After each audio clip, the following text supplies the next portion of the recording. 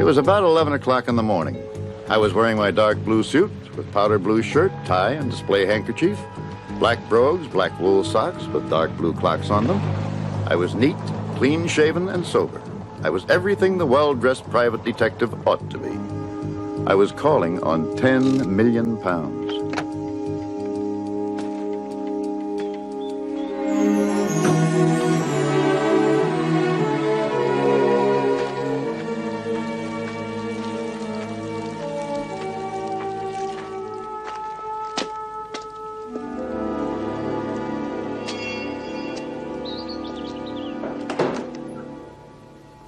I'm Philip Marlowe.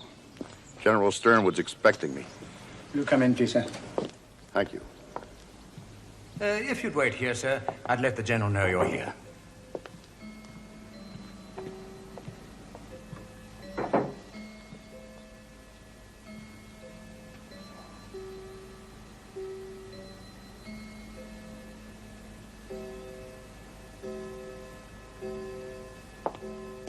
Tall, aren't you? I don't mean to be. Handsome, too. What's your name? Riley. Doghouse Riley. What do you do? I'm a detective. American? Yeah. I came over here during the war and couldn't find my way home. You making fun of me? Now, why would I do that? You are tall. Oh. I like you. Hey, wait a minute. The General will see you now, Mr. Marlowe.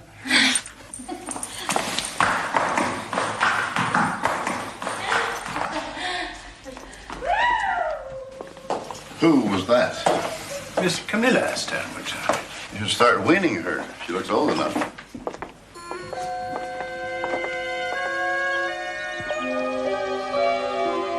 This way, sir.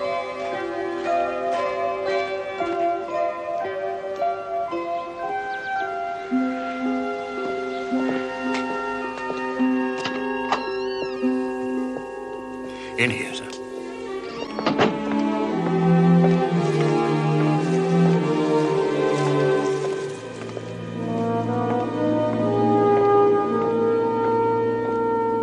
This is Mr. Marlowe, General. Sir. You're looking at a rather dull survival of a gaudy life. Cripple, both legs paralyzed, and just half his lower belly. Brandy? Thank you. I used to drink this with champagne. So you know Inspector Carson? Our paths cross now and then? No, he recommended you. He said you had that American quality of insubordination. What do you know of me? Well, you're very rich. Your wife died several years ago and you moved to England. You have 2 daughters, very pretty, but a trifle wild.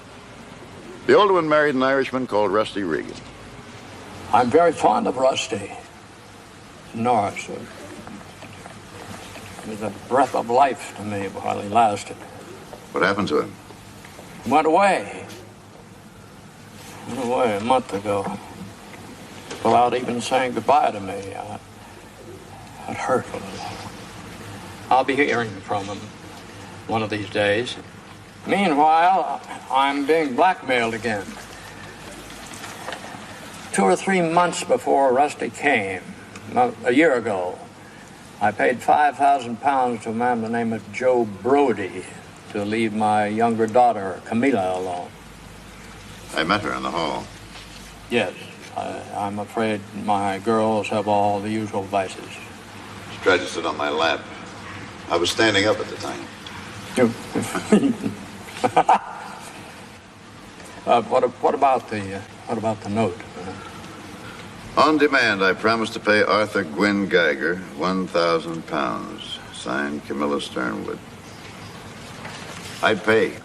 Why? Well, it's a little money against a lot of annoyance. I have pride, sir. This bookseller, Geiger, he says this is a gambling debt. Well, I pay this, how many more will turn up? Well, in that case, I'll come down on him.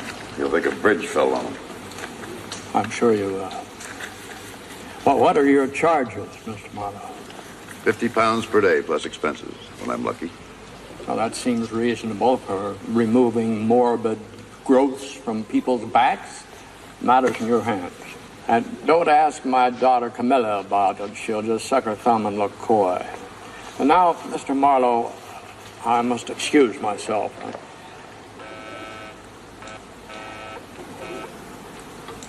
I'm tired.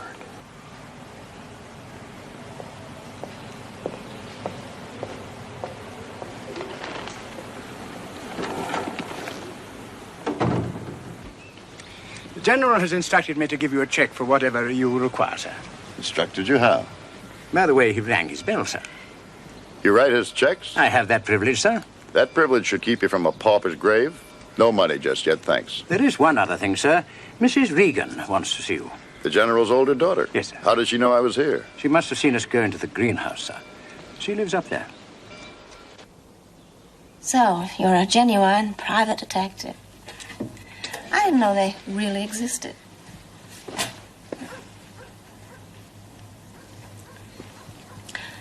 What are you staring at? What looks like trouble. Did you like Dad? I liked him. You like my husband?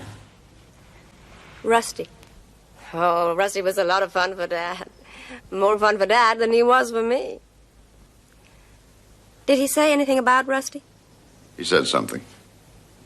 He wants to find him? Well, yes and no. I don't see what there is to be cagey about. I don't like your manners. No, I grieve over them myself in the long, lonely winter evenings. What is it you're afraid of, Mrs. Regan? Then he didn't want to see you about Rusty? Why don't you ask him? Forget it. Please, Mr. Marlowe.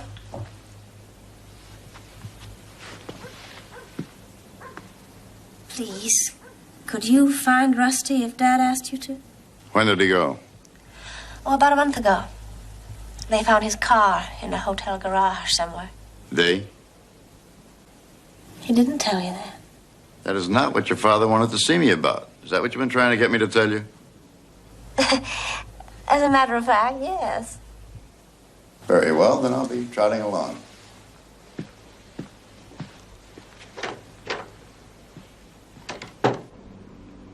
She had lovely legs, I will say that for her.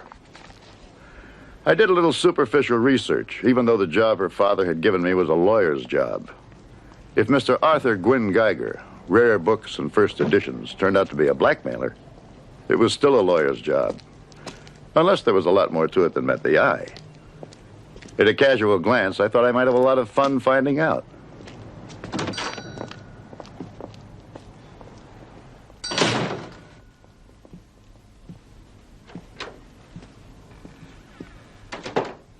Can I help you? Do you have a Chevalier Audubon 1840, the full set? Not at the moment, no. What about a Ben-Hur 1860? The one with the erratum on page 116. I'm afraid not. You do sell books. What does this look like? A banana? Do you collect old manuscripts? No, only unpaid bills. I see. Is Mr. Geiger expected back? No, I'm afraid not until later. Well, then I'll just sit and wait in one of your charming chairs. It'll probably be very late. Well, that's all right. I have nothing else to do except sit here and think about my trigonometry lesson. Yes, of course.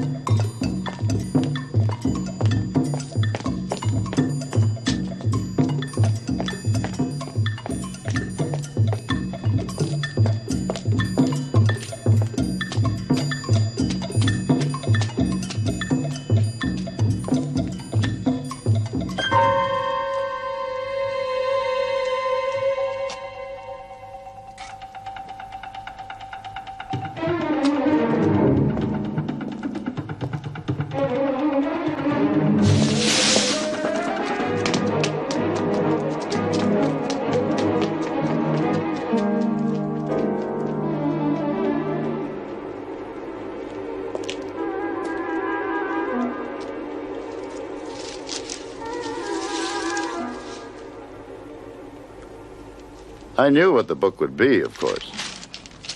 Handsomely printed, indescribably filthy. A book to rent from a library of elaborate smut.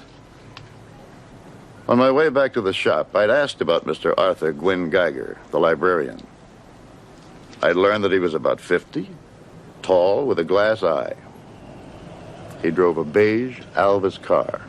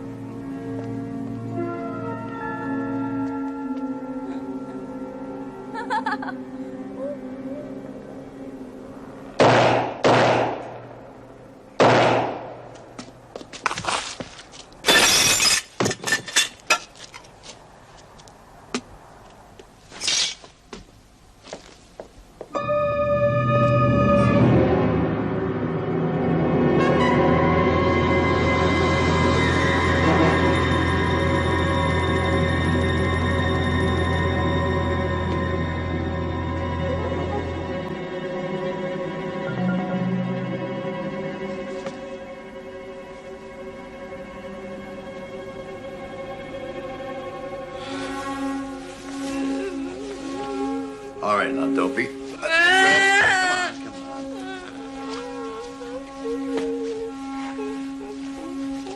That's the girl. There we are.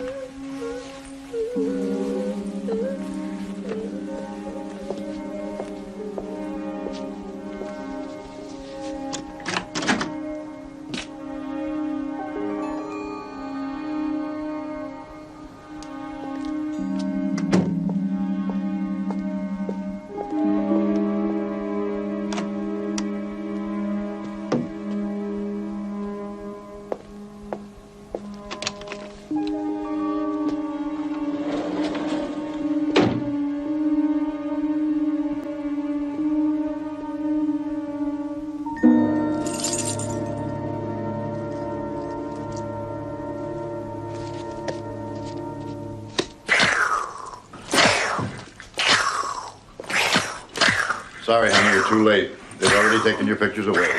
Come on, now, let's go home. Come on.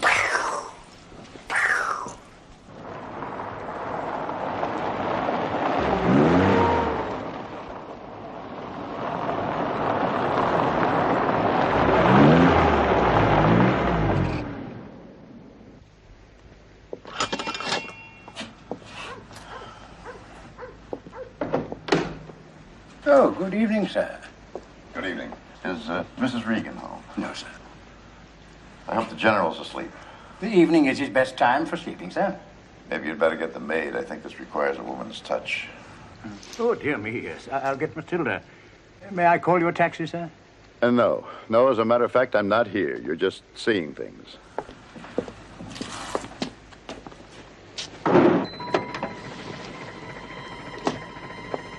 Thank you. Thank you.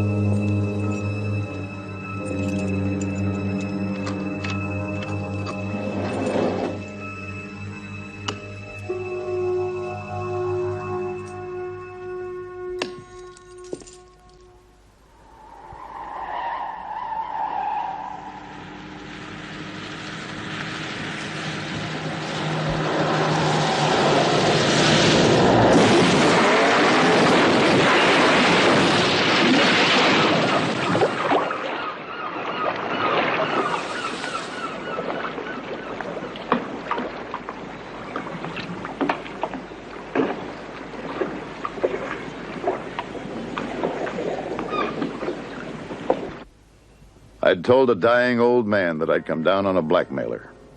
But someone else had done it for me with a gun. I was left with the book from Geiger's bedroom. It seemed to be a lot of names and addresses, all in code. Probably his customers, and probably people like Camilla Sternwood, who he was blackmailing.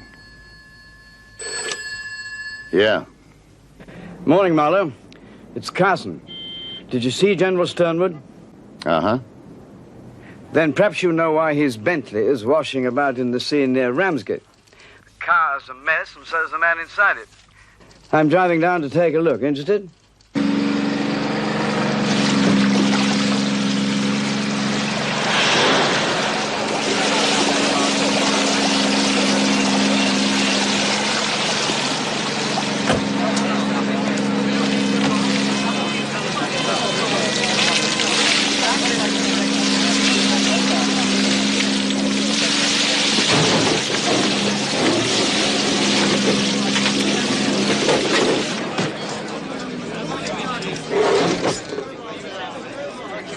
What's the story?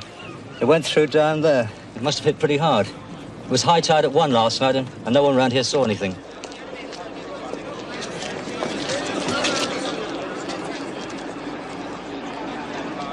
Broken neck seems to be the cause of death. What about that bruise? Looks like someone hit him while he was alive. I'd say suicide. He plowed an awfully straight furrow down the pier. We don't suspect foul play.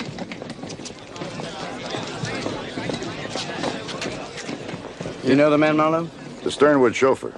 I saw him polishing the car yesterday. Did your job for the General have anything to do with him? Not at all. I don't even know his name. Owen Taylor. Yes, that's his name. About 2 years ago, the General called me.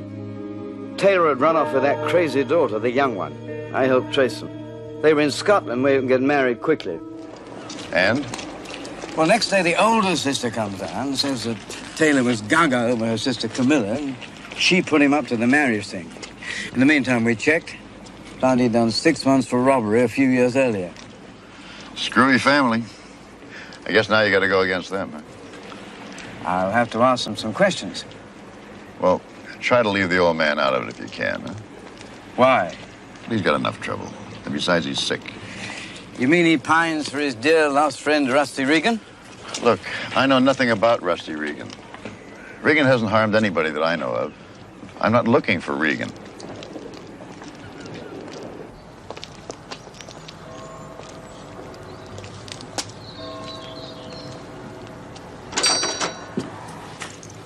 Oh, it's you. Is Geiger in today? No, I'm afraid he's not. What was it that you wanted? I was just kidding about those first editions I asked for. I have to be very careful. I've got something that Geiger wants. Oh, a salesman. You better come back tomorrow, then. Hey, knock it off. I'm in the business, too. Look, if he's sick, I could go on up to the house. I haven't got forever. That wouldn't do any good. I told you he's out of town. Now just come back tomorrow. Oh.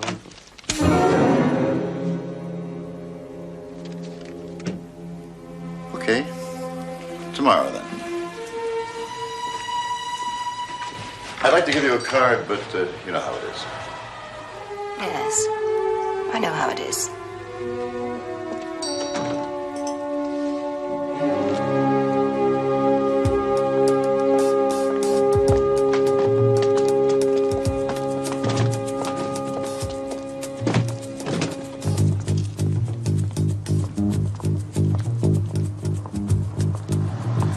Taxi.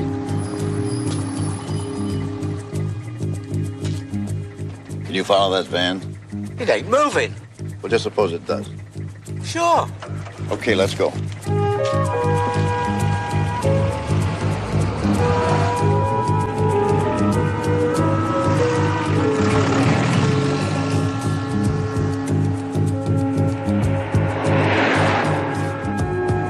We're gonna lose them. Can't you go faster? Oh, be quiet.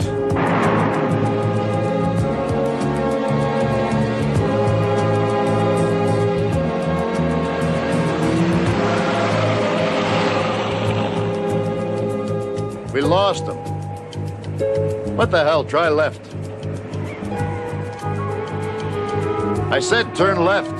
Look, if you don't like my driving, you know what you can do. Stop here.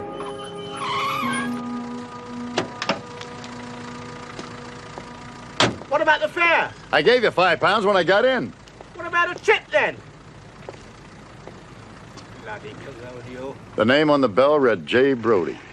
A man called Joe Brody had received £5,000 from General Sternwood to stop playing with Camilla and find some other little girl to play with. It could be the same J. Brody. Are those from my friend Joe Brody in number 3? Yeah. £100 a box, easy. And I've got a bad back. Well, you shouldn't join if you can't take a joke. Thanks.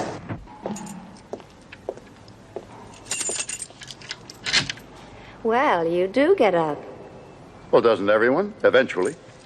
I'm sorry about yesterday. Perhaps I was a little rude.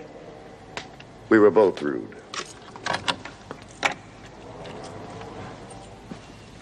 You don't put on much of a front. Well, you can't make much money in this business if you're honest. And you're honest? Painfully. How come you end up in this slimy game, then? How come you end up marrying a gun runner? Let's not argue again. I've been trying to get hold of you all morning. About Owen Taylor? You know about that? Oh, my friend Carson at the yard thought I did. Seems he knew more about it than I did.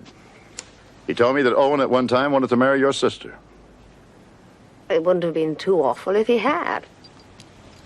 After all, he was in love with her. We don't find too much of that in our circle. Is that what Dad wanted to see you about? Camilla? He still hasn't asked me to discuss it. You'd better look at those anyway.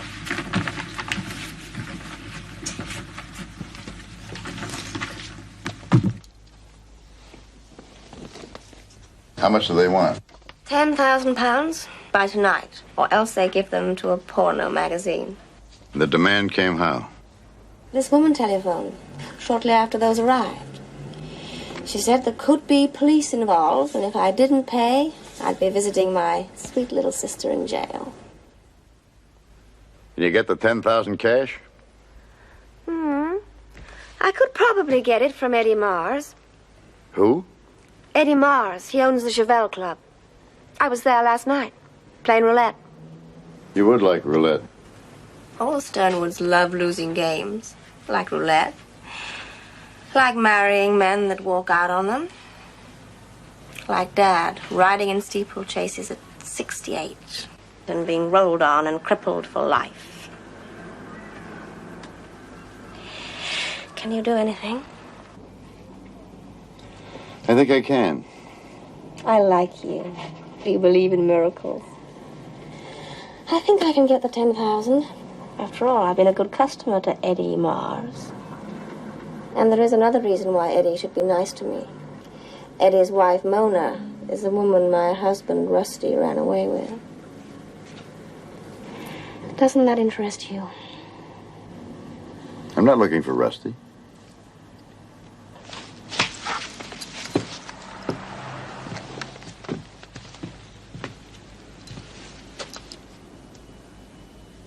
She has a great little body, doesn't she? Yeah. You know, you should see mine sometime.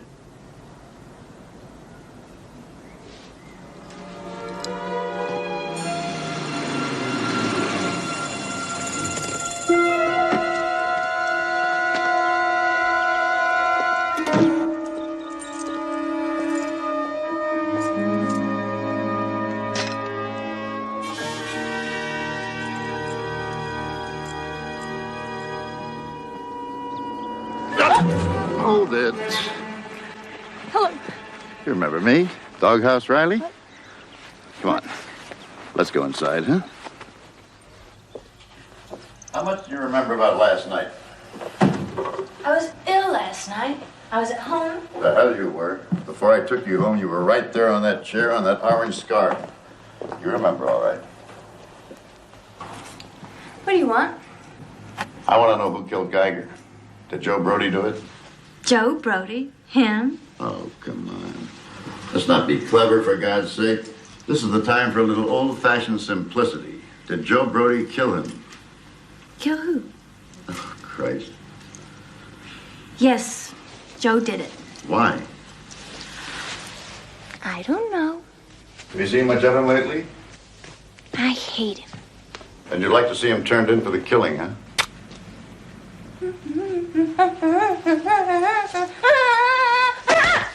You're not Riley. You're Philip Marlowe, a private detective, and my sister told me. Then you do remember. You came back here after the photos and you couldn't get in the house. Well, the photos are gone, so don't worry about it. Just forget that you were ever here. Leave it to Riley. I gotta go now. I was hoping to see Mr. Geiger. We don't know where he is. Oh, really? You are friends of his, of course. We just dropped by for a book. Books, eh? Yeah. Well, we'll travel on now. The little lady can go. But I'd like to talk to you, sir. Stay a while.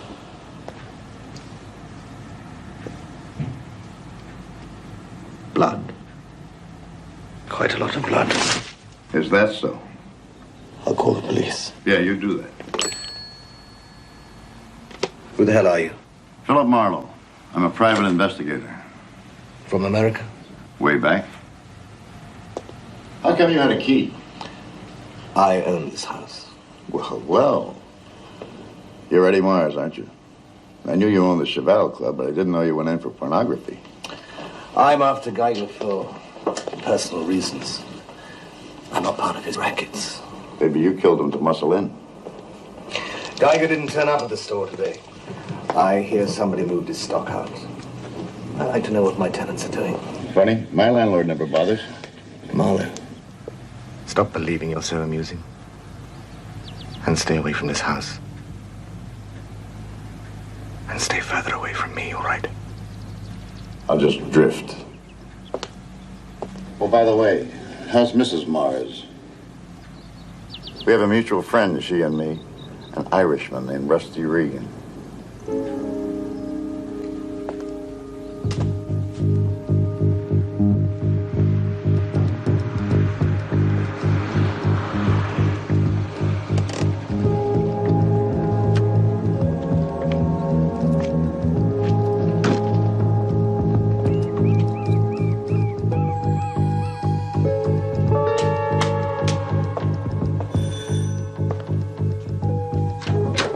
You Joe Brody?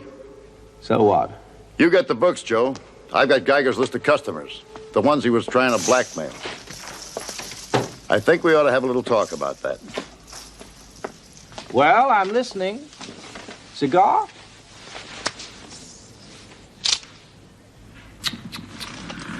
So many guns lately. So few brains. Why did you come here? Why don't you ask your friend with the pointed shoes to come in? She must be tired of holding her breath. Come in, Agnes. I knew he was trouble. This sucker list I have, Geiger's list, is in code. Must be about 500 names on it. If those are Geiger's regular customers, I reckon it to be about £500,000 a year profit. That's worth killing a man for. He's crazy. Shut up, Agnes. I do think the blackmail's a mistake, though, Joe. If I were you, I'd just stick to the dirty books. You're a very funny fella. Who exactly has this lovely racket? You do now. No, I didn't kill Geiger. Well, I know someone who'll say you did. Oh, that little whore. She would. Great. I thought it was you who grabbed those nude photos of her. How about little cash? I'm running low, and Agnes and me want to move on. No chance. You win.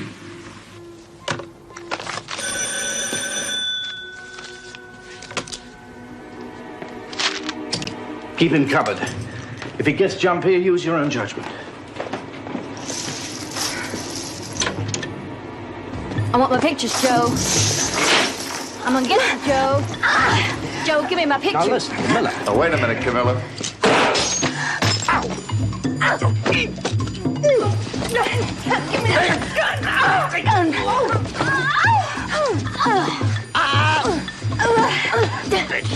Christ, don't let her kill me. Just stay put, you'll be all right. Come on, honey, get up from there. You look like a Pekingese. Some photos, Joe. Here. Is this the lot? Yep. Can I have my photos? Later. I'll take care of these. You go on home. Home? Yeah, you go home and wait for me. You take care of Camilla, don't you? Check. Can I have my gun? Later. Camilla likes you a lot.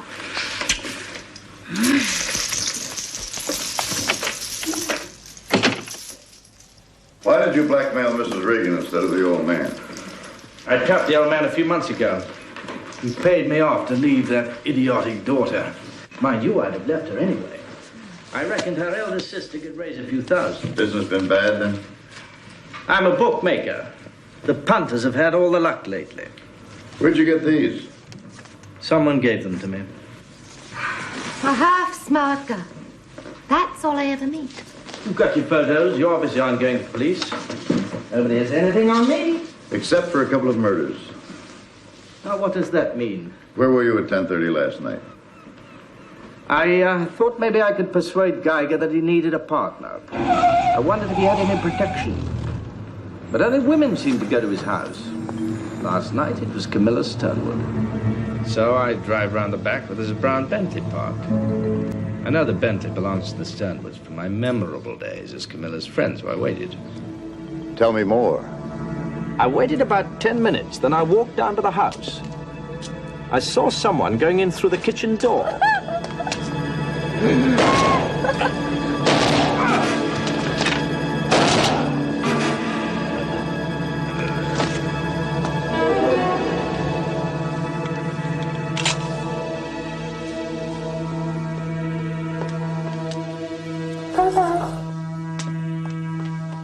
I saw the killer come running down the back garden, into the Bentley, and off. So you went after him and took the negatives. I followed him quite a long way. Then, the kid skidded into a phone box and I caught up with him.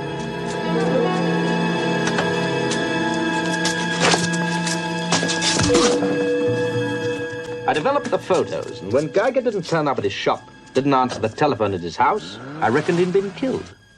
So, with Agnes's help, I borrowed his stock. Not her again. Well, if it is, she doesn't have her gun. That should comfort you. Not much. Is that you, Brody? Yeah, wait a minute.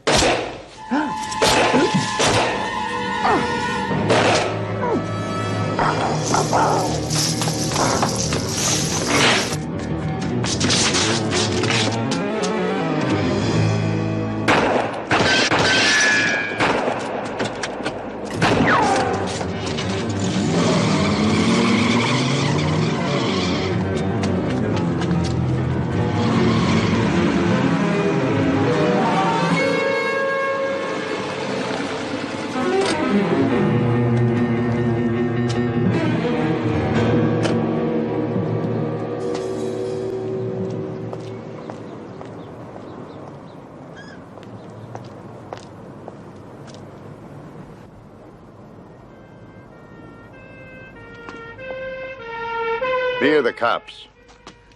Who are you? A friend of Geiger's. Oh, leave me alone, you bastard. This is a small pistol, kid. Would you like a small hole right through the middle of your gullet? Now, look. Now, we're going to walk slowly down to my car. You're going to get in it and drive me to Uncle Geiger's house. What's your name? Carl Lundgren. Well, you shot the wrong man, kid. Joe Brody didn't kill your boyfriend. All right, you've got a key. Let's go. Who says I have a key? Your friend Geiger gave you a key.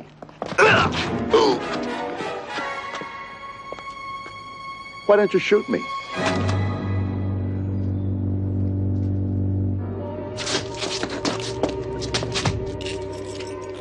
Seems to be 3 people who have a key to this house. You, me, and Eddie Mars. That means that you or Eddie Mars dragged Geiger's body out of here and hid it. I think you. Now, where is it?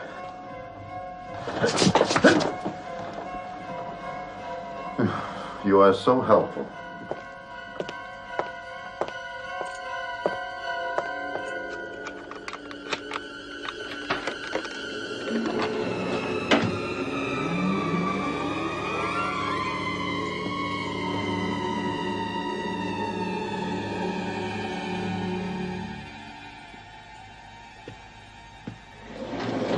Here they are, then, lined up for the judges and for us. 68 of the world's most beautiful girls for the Miss World contest. Favored with the bookies is Miss Guatemala, who lists her hobbies as croquet and reading... Guatemala? I said I've been very busy these past several hours. I think it's time we all had a little get-together.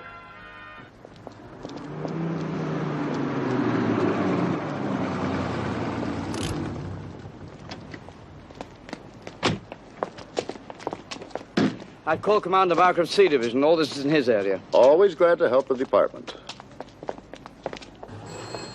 Oh, Jim. Yes, Stephen, how are you? I was at a reunion dinner. What's all this about? Mr. Marlowe here. He's a private detective. Caught this man, Carl Lundgren, who shot a man called Brody dead in Randall Way a couple of hours ago. You caught him? All by myself. Willis, what have you got on the Randall Way killing? Corpse called Joe Brody with 3 bullets in it. And a brunette, Agnes Lozelle. She was in the apartment when Brody was shot. Claimed she didn't see the killer. Is that all? It only happened an hour ago. Mr. Marlowe here. Just delivered the man he says murdered Brody. Here's his gun. Tell your story, Marlowe. You heard about the car that was fished out of the sea this morning with the corpse in it? No. The dead guy was chauffeured to a rich family named Sternwood. Last night, and shot and killed a guy named Geiger in this area. I couldn't bear to hear all this twice, Marlowe. You may as well make a statement of it at the same time. I told my story. I left out 2 things, not knowing why at the time. I left out Camilla's visit to Brody's apartment and Eddie Mars's visit to Geiger's house in the afternoon. I told the rest of it just as it happened. Sign it. So it seems the chauffeur Taylor committed suicide. Yeah, that's my guess. Who hid Geiger's body, then? Lundgren, the kid I gave you, must have done it. I suppose he came back while I was taking Camilla home, dragged Geiger's body out to the garage, and then later decided he hadn't done right by his friend, so he came back and laid him out on the bed. We'll keep the books, Marlowe. These blackmail notes from General Sternwood are yours. Thank you. And let me tell you something. I'm a close friend of old man Sternwood. In my time, I've done all I can to save him grief. But in the long run, those girls of his are bound to do something no one can hush up. This didn't start with Geiger. It started with Rusty Regan disappearing. What started? I think that's what the old man really wanted you to find out. It was close to 11 when I got back to my apartment. I'd concealed a murder and suppressed evidence for 24 hours, but I was still at large and nobody seemed unduly worried. As I got to the door, I heard my television was on. I wasn't in, so I guess somebody else must be.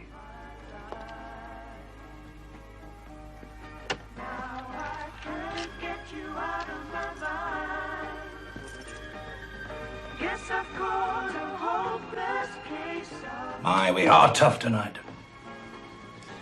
And how we do keep our friends waiting, don't we? I smell a policeman. I'm too tired to talk. I'm too tired to eat. I'm too tired to think. Oh, don't worry, there's no damage.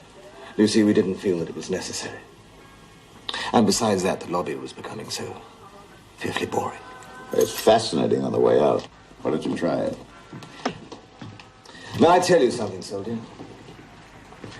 I'm nice to be nice to. But I'm not nice not to be nice to. If you listen real hard, you'll hear my teeth chattering. There were police at Geiger. Did you keep me out of it? Why should I? Did you? Yeah, I kept you out of it. I don't know why. I guess it was just complicated enough without you. Thank you, soldier. Who killed Geiger? The chauffeur. I hear you're looking for Rusty Regan. A lot of people seem to think I am, but I'm not. Well, just in case you are, I might have an idea for you. Why don't you pop round and see me at the club anytime? Maybe. You see, Marlowe, I have a funny feeling that it would be very amusing to meet you again.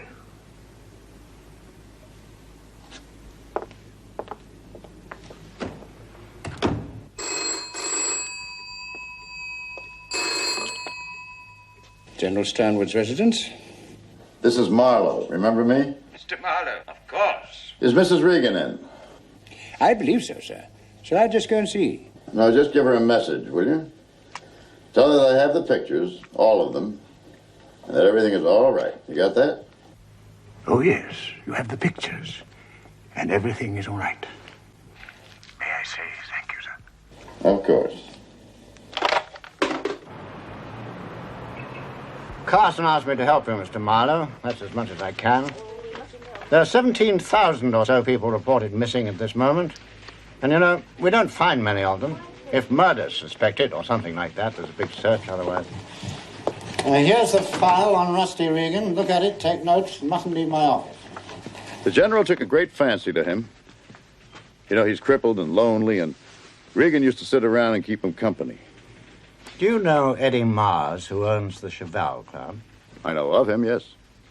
Some say Regan went off with his wife, Mona. Well, if this is a picture of wife Mona, I don't blame him. You think Regan was killed? He sold arms to the Irish, took risks. But normally, if they're murdered, we find them. If the general's so interested, he should offer a reward for Regan. The government doesn't give us the kind of money it takes. Do you think Eddie Mars killed them both?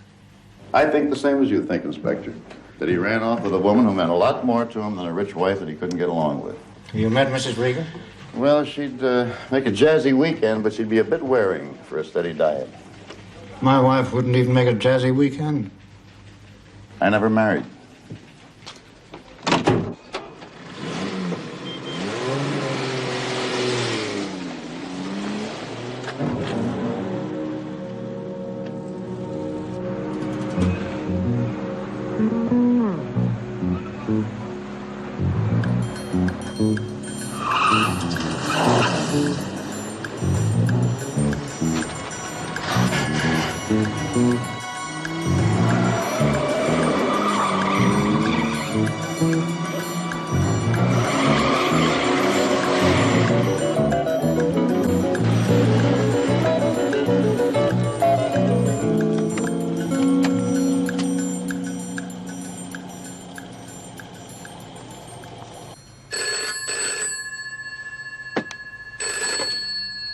Philip Marlowe here.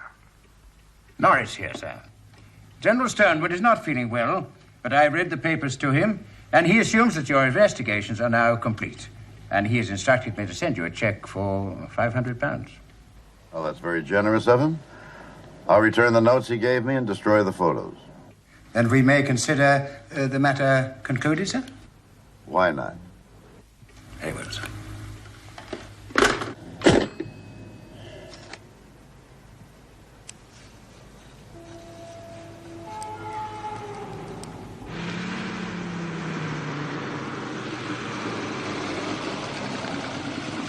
Good evening, sir. Good evening. Benny, the gentleman's car.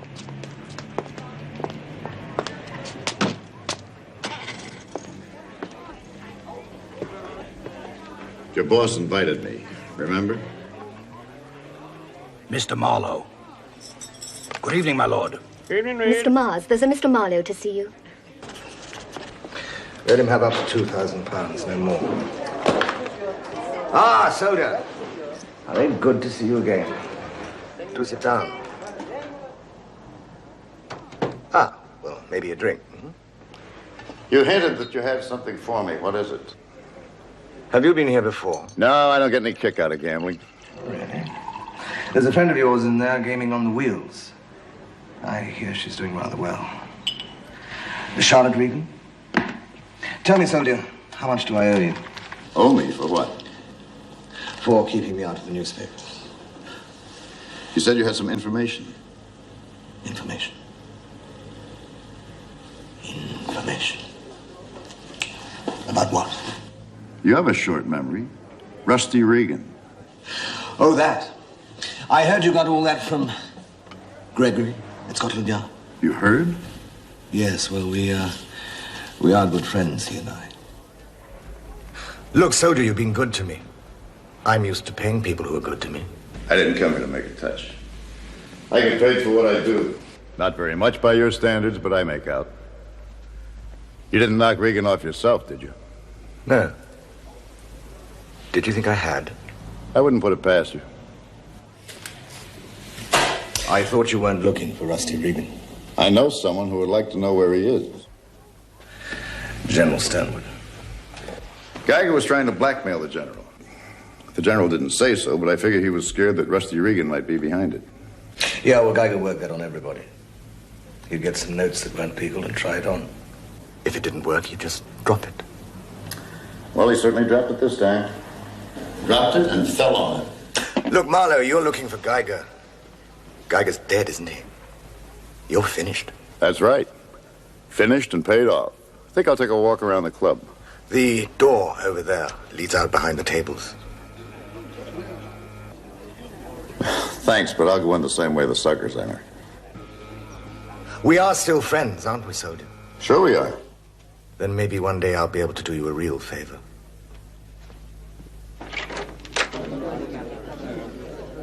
You wouldn't by any chance have somebody tailing me around in a gray Humber, would you?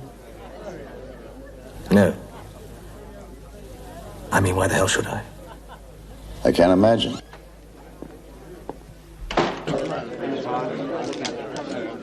Place your bets, please.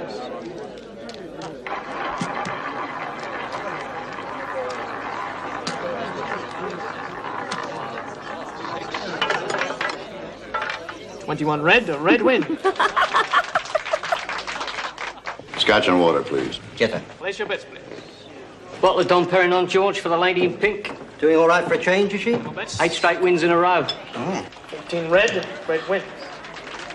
She can't lose, can she? You want to bet?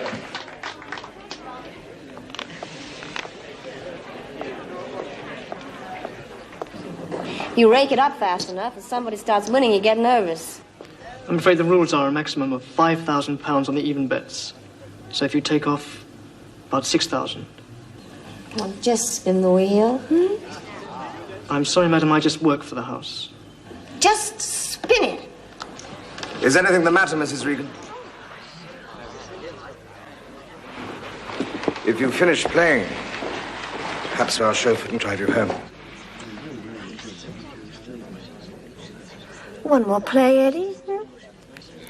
Everything I have on red. You're already over the limit. If nobody else objects.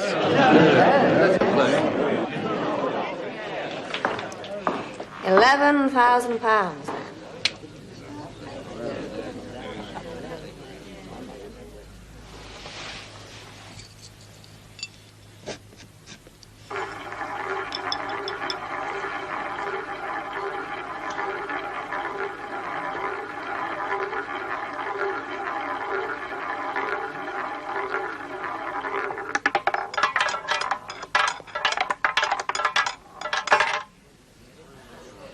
$7 red, red wins.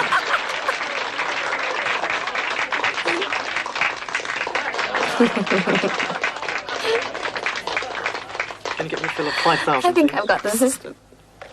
Shall I call for your car, sir? No, I think I'll get some air. The car park's just round there, down the alley, sir. Thank you. The attendant does have your key, sir. Thank you.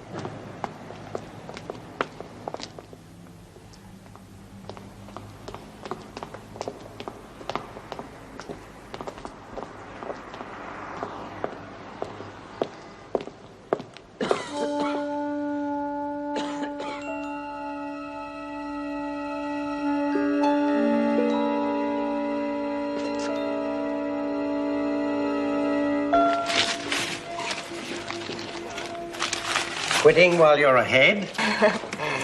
Why not? Makes a change.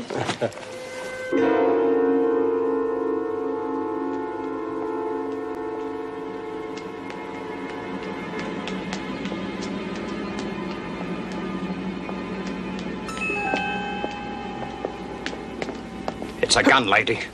Yell and it's all over. Hello, Lanny. I told you, never do that. You're covered. Marlowe. Good guess. Now set the bag down between your feet. Slow and easy.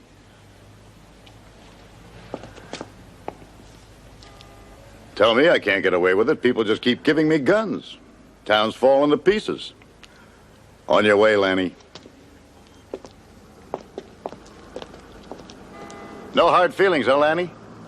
You keep it quiet, I'll keep it quiet. Okay?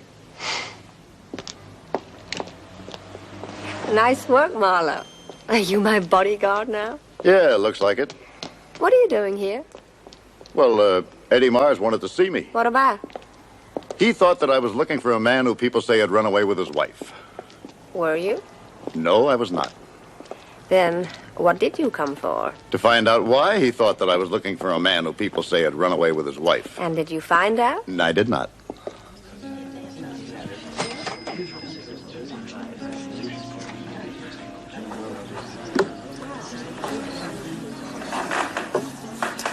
What's Eddie Mars got on you? He just doesn't like me winning, that's all. Suppose he's the one who sent that Lugan after you? Lugan? The guy with the gun. Are you a Lugan? A Lugan is on the wrong side of the fence. Is there a wrong side? What's Eddie Mars got on you? You mean a hole of some sort? Yeah. Wittier, Marlowe. I don't pretend to be witty. How's the general? Not good. Do not want him to die hating us.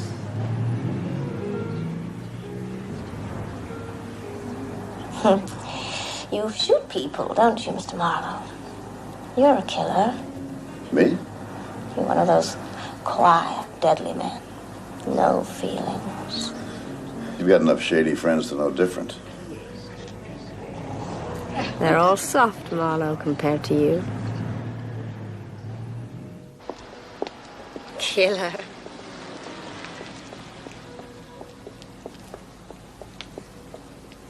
Where do you live? Westminster? By the cathedral? Do you care to show me? You want to see it? Yeah.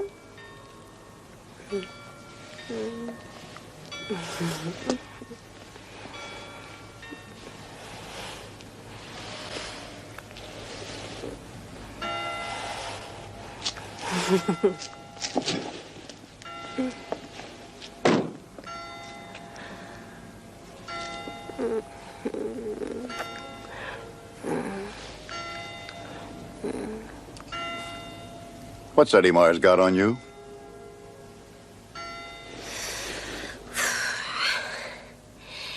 So that's the way it is. That's the way it is. You bastard.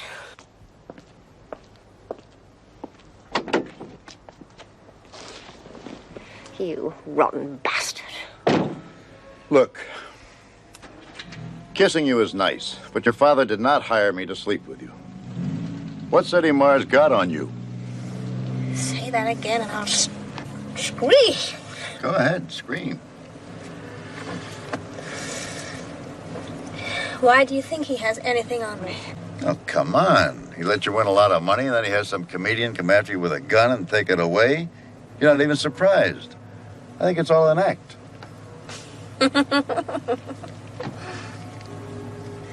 You know something? You have a wonderful way with women. So you won't be a sister to me? If I had a knife, I'd slit your throat just to see what would run out. I told you the first time I met you, I'm a detective. I work at it, lady. I don't play at it.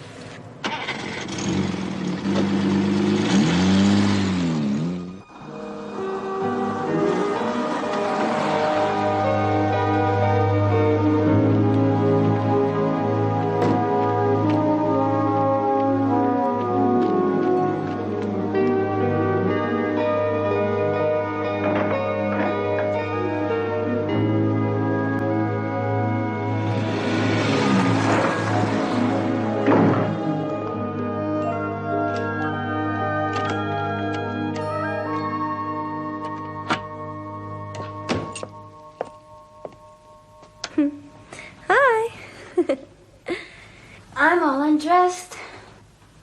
You know, I had almost worked that out. In another second, I'd have said, I bet you're all undressed. You're cute. It's nice, but I've already seen it all, remember? The porter let me in. I showed him your card, the one you gave to our butler. I told him that you wanted me to meet you here. Well, now that we know how you got in, suppose you tell me how you're going to get out. Not going. I like it here. We have to keep on being friends. It's a matter of professional pride. I'm working for your father, and he sort of trusts me not to pull any stunts.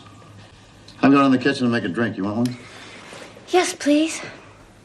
If you're all dressed when I get back, you get the drink, okay?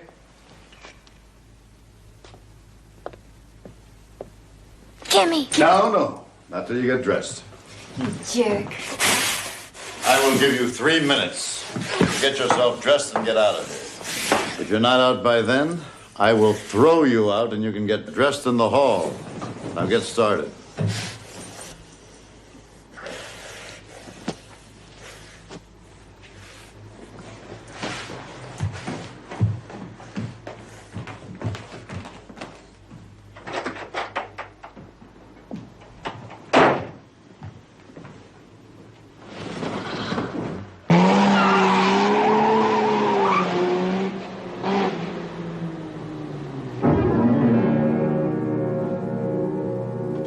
The next morning, the gray Humber was outside my apartment. A small man sat in it, alone.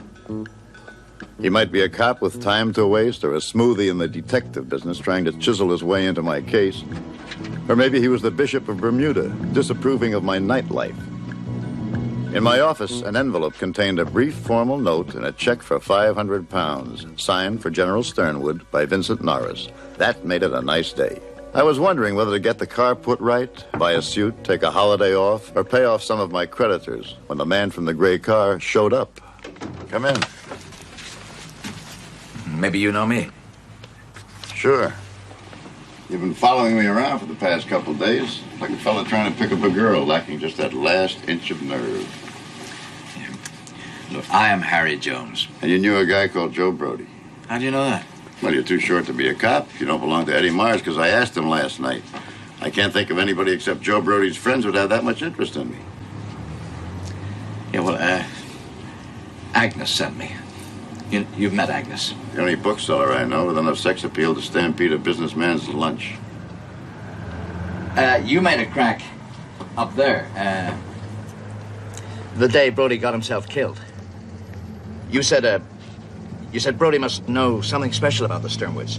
Or he would never risk blackmailing them with that photo. What did he know? I'm selling that. £200. Look, we've got to get out, Agnes and me. She's too big for you. One of these days she's going to roll over and smother you. That's not nice. No, you're right. What have you got for the money? Will you pay it? If it does what? Helps you to find Rusty Regan. I'm not looking for Rusty Regan. Oh, yeah? Go ahead. Oh, I knew Rusty. I mean, not that we were that close, but well enough to say, what's going on then, Rusty, eh? And he'd answer, or not, according to how he felt. They were all there that night. Eddie Mars with Charlotte Sternwood. And the reason for them being there, Mona Grant. She was a singer. Mars was mad about her. And so was Rusty. Charlotte Sternwood, well, she just hung around the joints like she couldn't sleep nights. Won't somebody dance with me? Start up a... Eddie Mars got Mona Grant, the singer. They married, and Rusty got sore and married Charlotte Sternwood. Well, the marriage was a bit, and Rusty started to see Mona, the singer. And then, they both vanish. Together, people said. Most of that's on the record, Harry. That's not worth 200 pounds. Yeah, but then, a new fella enters the scene. Lash Canino. Who? Lash Canino, the brown man. I was in this pub seat collecting bets for Joe Brody. And suddenly, there he is, the brown man. Brown suit, brown shirt, brown car, brown girl he had too. And a foot. Well, he'd been shot, hadn't he? Left leg all in plaster. Now this guy, Canino, is tough like some guys think they're tough. He'd bump a guy off between drinks. Eddie Mars calls him in when he has something special. At the office, I tell Joe I seen Canino. He puts that together with Rusty and Mona disappearing. Well, Joe collected $5,000 from the Sternwood family once before. Now, he reckons he can get a line on the Lovebirds and collect twice, from Eddie Mars and the General. So he tails Canino. He follows them to the park. And there's Charlotte Sternwood sitting waving banknotes about as if she's going to feed them to the pigeons. But it's Canino who picks them up. Now, Joe figures that Canino knows something about Regan and is trying a little squeeze on the side for himself. I still don't see 200 pounds in it. If Charlotte Sternwood thought that anything had happened to Regan, Mars is just the type of person she'd go to. Yeah, but what if Eddie's wife, Mona the singer, never really ran away with Regan at all? What if she's been kept now, just outside London, in a hideaway? So the law think that she and Regan went off safely together, when all the time she's being held on her own, out there. That's an address I'll pay for. Yeah, well, Agnes found her. She'll tell you where. You tell me. I've already met Agnes. No, I promised her. I mean, she'll tell you when she's holding the cash. You know Burlington House? Yeah. Small, sick businesses go there to die. Well, Brody's office is on the ground floor. 8 o'clock? Right. Bring the cash.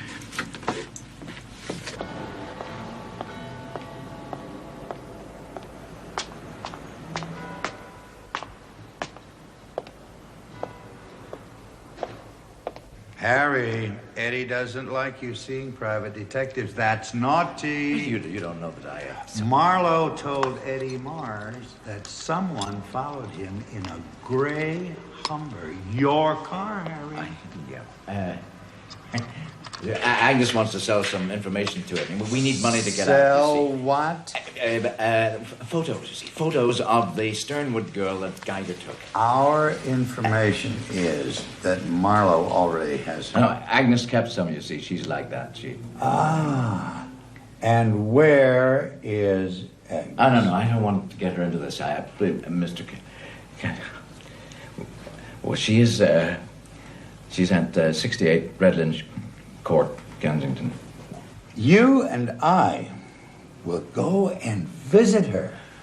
And don't you be fooling me. No, that is the truth.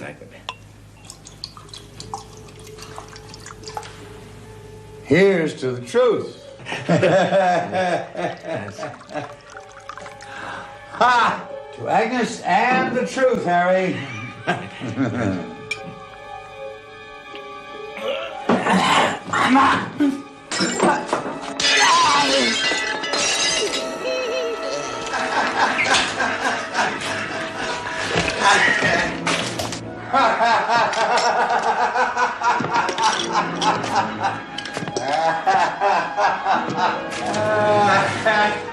Well, now, you've done the word of lovers. Oh, Lordy, how they can love. For to be true to each other.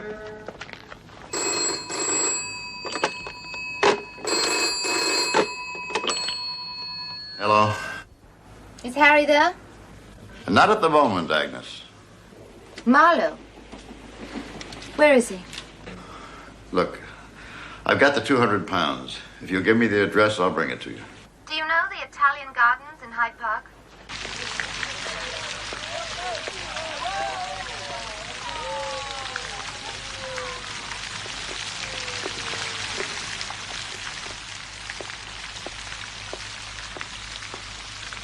Give me the money.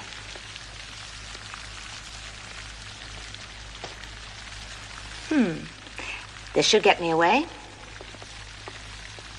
What happened to Harry? Canino got wise to him. Now forget about Harry. What about my information? Joe was tailing Canino whenever he could. He saw something in it Yeah, for him. Harry already told me that. About 2 weeks ago, he followed him up the A1 to a turnoff near Climpton. Then he lost him. It became a thing with him. Saturday and Sunday, he dragged me around the area, hoping to pick up Canino in that brown car. A couple of weekends ago, we saw them. We passed them by a pesticide plant, and the girl driving was Eddie Marr's wife, Mona. She was wearing a blonde wig. Canino, the watchdog, was taking her out for air. Joe tailed them from in front, and just beyond a place called Hunt's Garage, the car swung off left up a track. Joe sneaked up there that evening and took a look. There was a radio going, and Canino's car was outside. Nothing else happened, so I came back. And that's it, huh? Wish me luck. I got a raw deal. Like hell you did.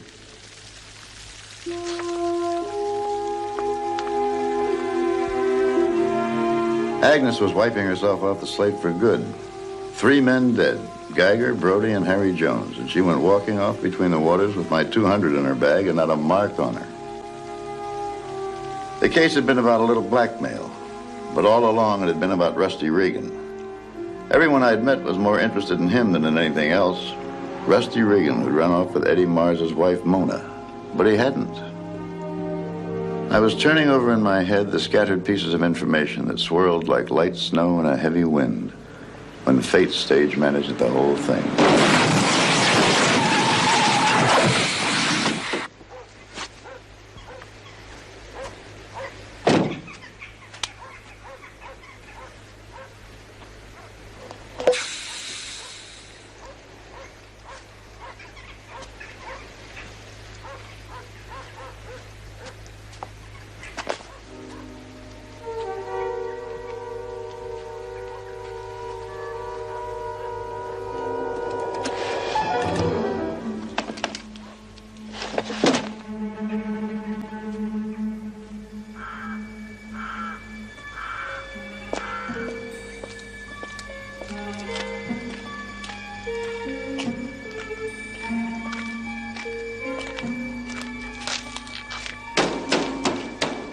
We're closed.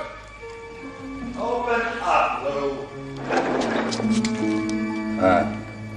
Come in. 3 men beat and robbed a couple up the road last week. So we lock up tonight. Well, I've got 2 flat tires and only 1 spare back there. I need help. Clifton's 2 miles up the road. Try there. The road's full of tacks. Somebody ought to sweep them up. Lou, you do operate a garage. Now give the man a hand. I thought they sent those tacks off the road. I skidded on the curb. Lou, take 2 jacks. Right. Where are you headed for? London. Well, he'll be a while. Drink?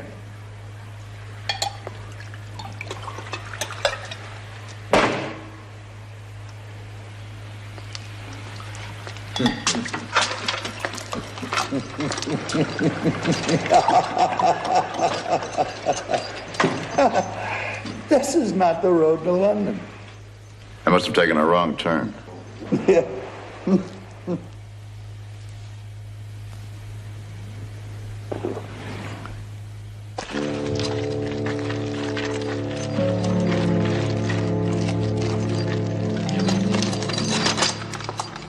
Decent old car you got there. You'll get money for that today. You want to sell it? Lou, just fix the flats. I am fixing them, aren't I?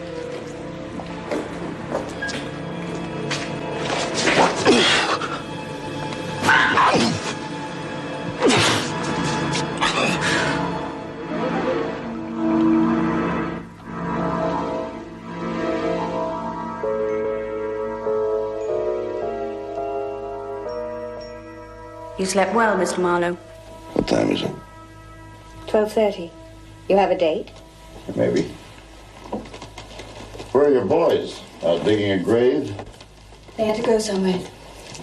Leaving you alone? You don't look too dangerous. I thought they were keeping you prisoner. Then why did you stick your neck out? Eddie wasn't doing you any harm? You know perfectly well, if I didn't hide out, the police would be quite certain Eddie murdered Rusty Regan. Eddie did murder Rusty Regan. Eddie didn't do anything. He's not a killer. Well, not personally, no. He has Canino. Canino killed a man tonight. Harmless little man who was only trying to help someone. I saw him do it. I don't believe Eddie was in on that. I thought platinum hair went out of style. It's a wig, silly. Till mine grows out. Who did that to you? I did, why? Yeah, why? To show Eddie I'd do what he wanted me to do. Hide out. That he didn't need to have me guarded. I wouldn't let him down. I love him. Good grief. Excuse me. Going? So soon? I've been stuck here for 2 hours drinking lager. Nature called. I'll wait for you.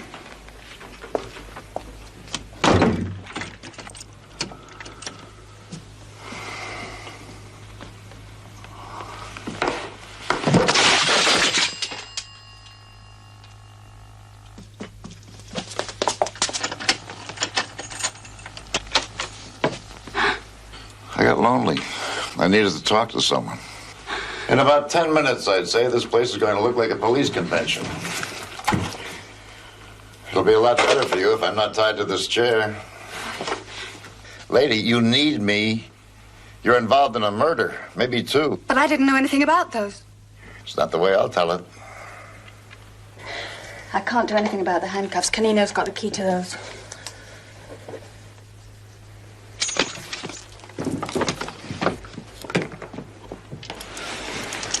Better come with me if you want to keep on living.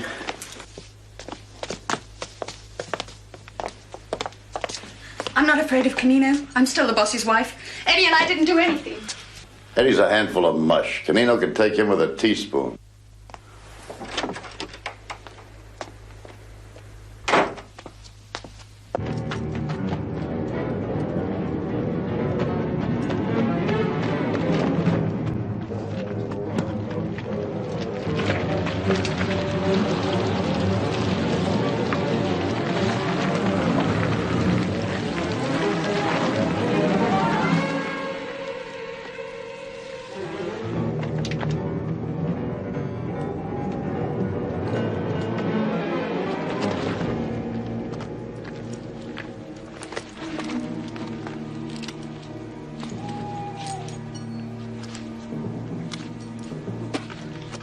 What do you mean you can't find him?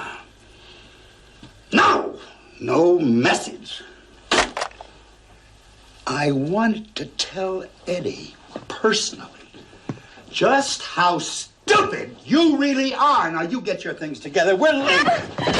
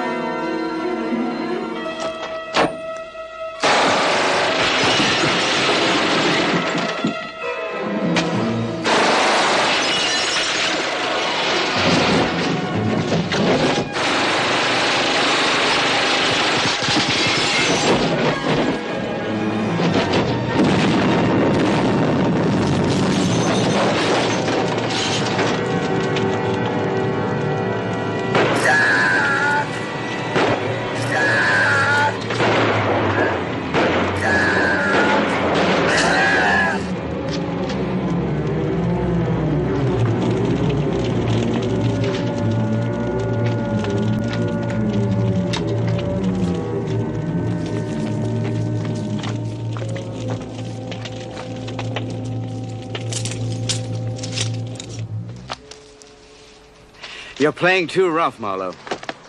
There have been a lot of killings going on around here. I haven't been getting my fair share. You're lucky the ghost story backs you. I guess it comes under self-defense. And what does Eddie Mars come under? He's here. We're very big on statements today. He admits he hit his wife. He even agrees it's rather silly. He says he knew Canino, but only as a customer. He didn't know Harry Jones. Geiger was his tenant. So Mars just walks away free and happy, huh? Unless you've got some real evidence. Do you still think you can find Regan? I do not. I'm not even going to try.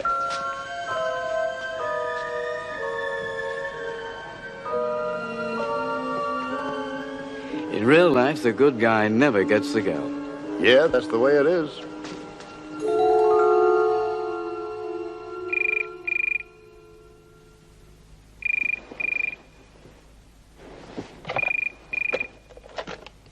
Yeah.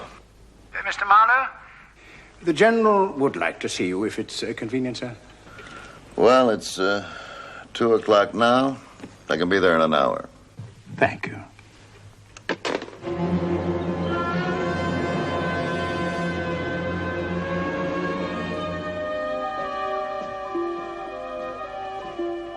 This way, sir. In here, sir. Mr. Marlowe is here to see you, General. Sit down, Mr. Marlowe. I didn't ask you to hunt for my son-in-law, Rusty Regan. You wanted me to, though. Well, you assume a great deal. I usually ask for what I want. I think you put those Geiger notes up to me as a test. Your man Norris thought with Geiger dead, the case was over. And you didn't. Now, why would a man like Geiger give you evidence of debt and expect you to pay up like a gentleman? He wanted to find out if anything was pressuring you. If there was, you'd pay. There was something pressuring you. You were afraid that Regan was not what he appeared to be. That he just stayed around to try to find ways to play games with your bank account. I don't care about the money, and I have no illusions about my daughter. But Rusty... Are you still trying to find him? No, sir. I've been warned off. The cops think I play too rough. I'll give you 10,000 pounds to find Rusty. I don't even have to know where he is. A man has a right to live his own life. I just want to know that he's all right. Do I make myself clear? Yes, General. Well, he spent hours with me, sweating like a pig, telling me about the Irish Revolution. Just a big curly-headed Irishman from Clonmel, sad eyes, well, smile so wide. I may be vain in my judgment of a man, but he seemed pretty clean to me.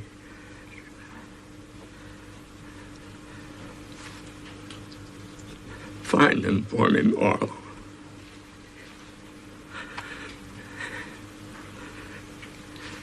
Just find him. I'll try, sir. You'd better get some rest.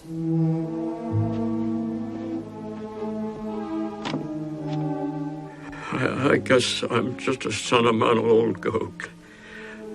And no soldier at all. He was used up. He looked more like a dead man than most dead men look. But at last he'd asked for what he'd wanted all along. Rusty Regan. Regan who hadn't gone off with Mona the singer. I felt the answer was very close.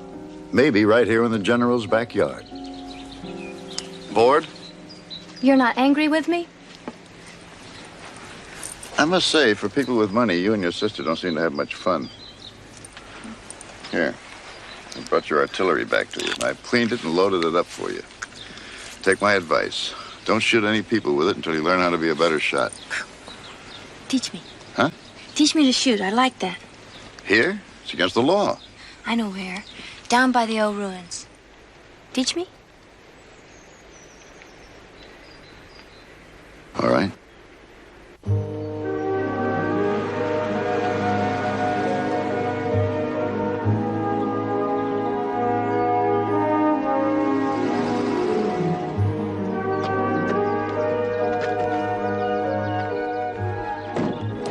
Like it?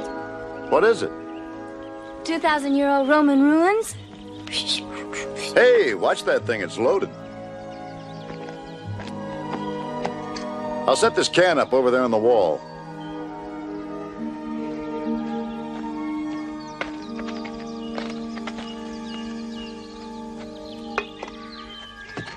Now, don't start shooting till I'm back beside you, okay? Okay.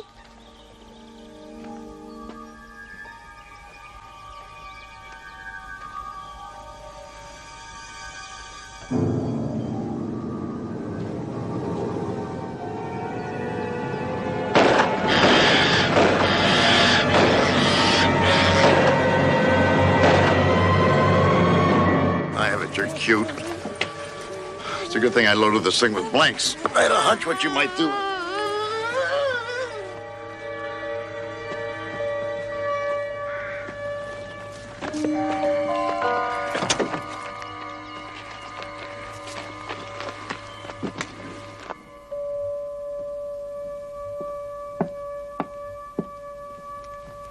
You don't care about any of us, do you, Marlowe? You killed a man last night, and now you have to come here and frighten my sister into a fit. Well? How is she? Well, she's all right, I suppose. She's fast asleep. What did you do to her? Absolutely nothing. I came back to the house after seeing your father. I gave her back something I had which belonged to her. She wanted me to teach her to shoot. She wanted me to see an old ruined castle. She wanted to kill me. She fired all 6 shots straight at me. Sweet little thing, isn't she? Hard to prove. Prove what? That she fired at you.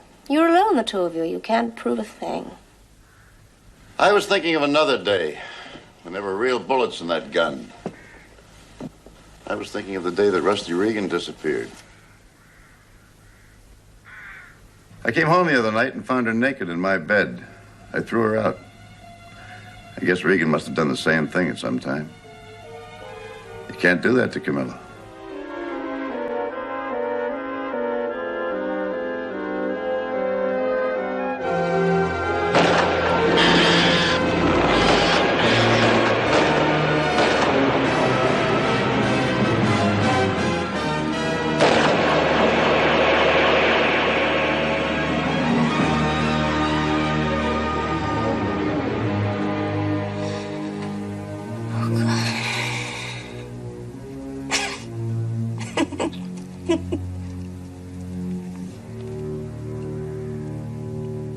Suppose you want money, too? How much money? 10,000 pounds? Is that what you paid Camilla for getting rid of the body after you'd found out what she'd done and gone to Eddie Mars for help? But of course, that's small change compared to what Eddie expects to collect one of these days, isn't it? Eddie Mars used Geiger to blackmail your father. It was, as they say in law, a test case. Your father sent for me, which showed he didn't scare easily. Eddie had to know that. He had something on you and Camilla, and he wanted to know if he also had it on your father. If he had, he could collect a lot of money in a hurry. If he hadn't, he'd have to wait until you inherited your share of the $10 million. So he stage managed his wife's disappearance with Rusty Regan to fend off any inquiries. He didn't want that body found.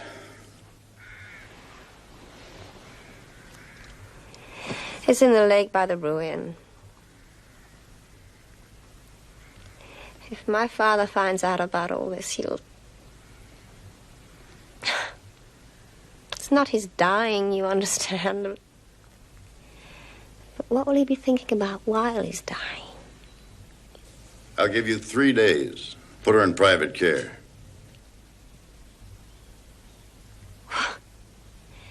You don't want money? Oh, sure. All I itch for is money. I'm so greedy that for 50 pounds a day, plus expenses on the days I work, I risk my future, the hatred of the cops, of Eddie Mars and his pals. I dodge bullets and put up with saps and say thank you very much. If you have any further trouble, please call me. I'll just put my card here on the table. I do all that for a few pounds, and maybe just a bit to Protect what little pride a sick and broken old man has in his family. So that he can believe that his blood is not poison.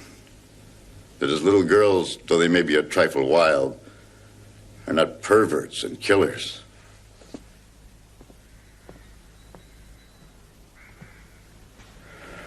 Take her someplace where they'll keep her away from guns and knives and junk. Hell, she might even get herself cured, you know? It's been done.